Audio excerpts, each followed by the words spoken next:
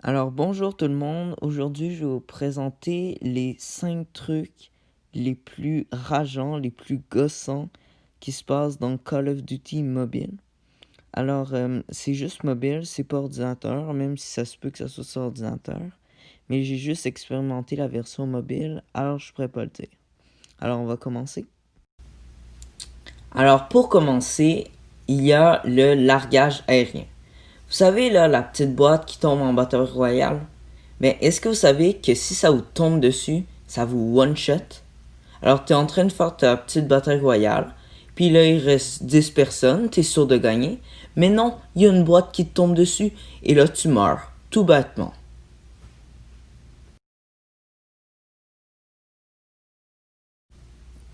En quatrième position, on va avoir les coups de lag.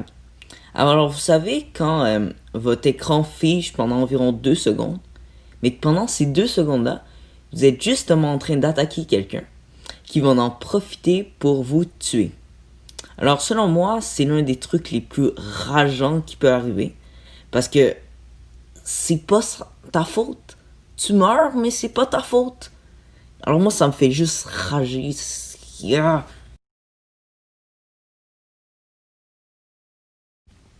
Alors au top 3, on a le manque de munitions.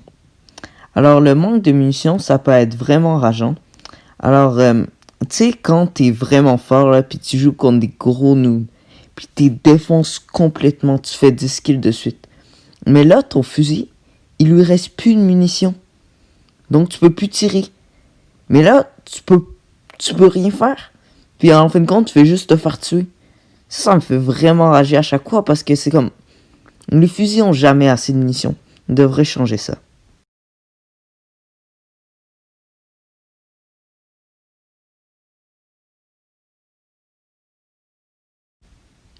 Pour le top 2, c'est l'escouade en solo.